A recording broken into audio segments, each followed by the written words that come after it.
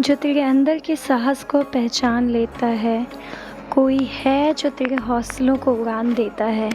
छुपा नहीं रह सकता किसी फ़नकार के अंदर, हर फ़न परिश्रमी को मैदान देता है। सिर्फ वही बदल सकता है सपनों को हकीकत में, जो शख्स ज़िंदा दिल रहकर अपनी जान देता है। So hey guys, welcome back to another video.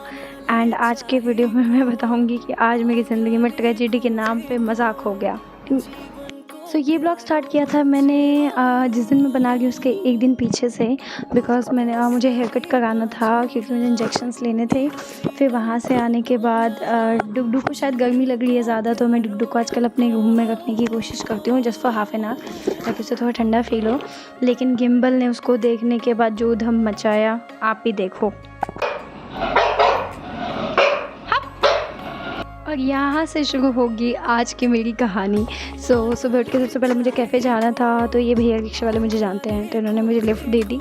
तो फिर उसके बाद मैं यहाँ से कैफ़े पहुँची। वहाँ पे जाने के बाद सुबह ज़्यादा काम तो होता नहीं है, तो जो थोड़ा बहुत था वो काम कंप्लीट करने के बाद लैपटॉप में लेक्चर लगा रखा था मैंने। और आजकल मैं जूस काफ़ी फ्रिक्वेंटली पी रही हूँ, तो ये मैंने एक गिलास जूस पिया। एंड देन मैंने अपने लिए खुद से प्रिपेयर की ये सैंडविच चीज़ वाली, पर मुझे खाने का मन नहीं था तो मैंने पैक कर दिया। मैं यहाँ से मैं फ्री हो गई थी ऑन 10:30। उसके बाद मैं सीधा लाइब्रेरी पहुँची। लाइब्रेरी पहुँचने के बाद सबसे पहले मुझे डेस्क क्लीन करना था, क्योंकि 3-4 दिन से मैं लाइब्रेरी गई नहीं हूँ। फिर मैंने अपने वाटर बॉटल से पानी निकाला, वो भी 2 दिन से ऐसे ही पड़ा हुआ था लाइब्रेरी में। तो सबसे पहले पढ़ाई से पहले क्लीनिंग इज़ ऑल्सो इम्पॉर्टेंट, वो करके पानी वानी भर के मैं आ गई।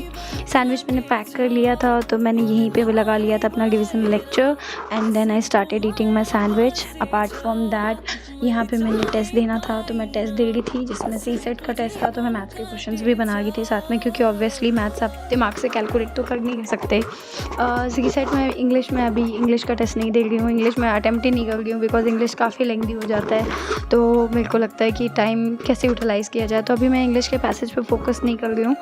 But may be later on period में मैं करूँगी। अगर करूँगी तो definitely I will put in my video.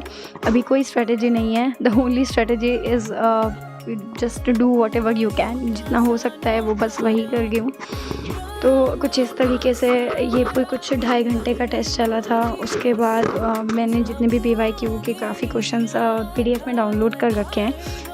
एक और चीज़ मुझे बोलनी थी, काफ़ी बच्चे होते हैं जो अभी मॉक टेस्ट के लिए बाहर से नहीं जा रहे हैं, तो यार टेलीग्राम पे काफ़ी सारे चैनल्स हैं, आपको सबकी सारे टेस्ट की जितने भी टेस्ट आते हैं सबकी PDF मिल जाएगी आराम से। All you need to do is go to Telegram and search for Vision IAS test series, Insight IAS test series. कोई ना कोई एक ऐसा चैनल मिल जाएगा जिसके पास सारी बुक्स एंड सारे टेस्ट जो होते हैं ना अवेलेबल होते हैं, तो आप उससे अपने आप को अप टू डेट रख सकते हो। इसके अलावा कोई खास स्ट्रेटजी है नहीं।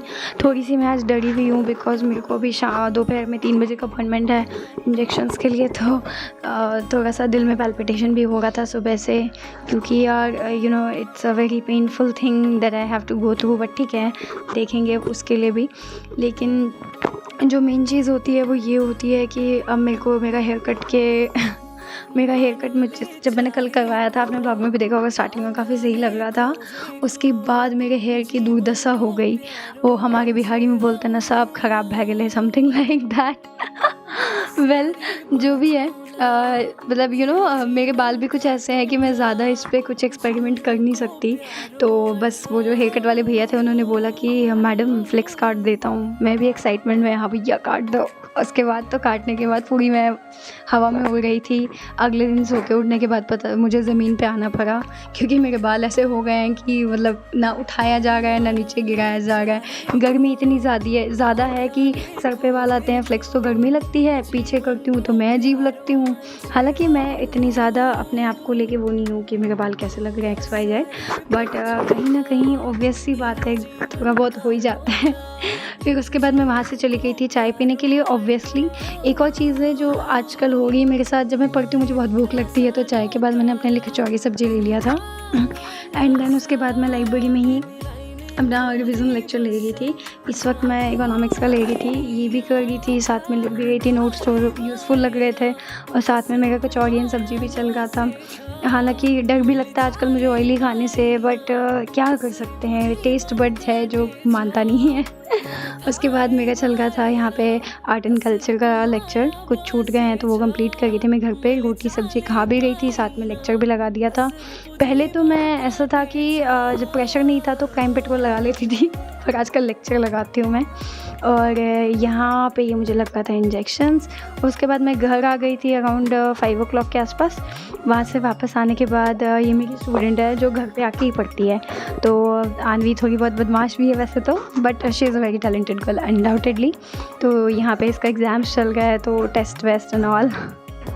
2000 years later.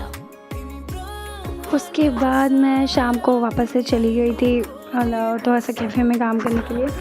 वह यहाँ पे मस्ती सेशन चल गए थे, बिकॉज़ ऑब्वियसली बात है आप काम कर कर के बोर हो जाते हो तो आपको ये भी ज़रूरत है कि आपके साथ जो काम करते हैं वो भी खुश रहे, आप भी रहें। तो ऐसे लैपटॉप में मैंने गाना लगा लिया था, गाना बहुत ही ज़्यादा हाई साउंड में चल रहा था तो हम सब डांस कर रहे थे कुछ ना कुछ, बिकॉज़ मस्ती इज़ ऑल्सो इम्पॉर्टेंट, सिर्फ काम करके आप नहीं कर सकते। हालाँकि यहाँ पे आने के बाद मुझे एहसास हुआ कि why I am being a good boss over here, because थोड़ा सा फ़न मूड में रहती हूँ मैं तो इसी वजह से। बट ये भैया भी मस्त है, मतलब राहुल तो ऐसा है कि चाउमीन बनाते बनाते नाचते रहता है, अच्छी बनाता है अनडाउटेडली। और हद पता है क्या हुआ, हद ये हुआ tragedy number 2। Tragedy number 2 was कि जैसे ही मैं घर वापस आ रही थी, एक प्यारे से कुत्ते ने मुझे पता नहीं कैसे बीच भीड़ में काट लिया। उसके बाद मैं पटेल हॉस्पिटल गई, वहाँ इंजेक्शंस लगा। फिर उसके बाद मैं अगले दिन RML रेफ़र किया तो रात में ही मेरे को जो था 3 इंजेक्शंस लगे थे, बट वो मुझ पे इफ़ेक्ट नहीं किया। तो फिर मुझे अगले दिन सुबह जाने के लिए बोला गया था। तो ये थी मेरी ट्रेजेडी नंबर 2। आज के ब्लॉग में बस इतना ही। Thank you so much for watching.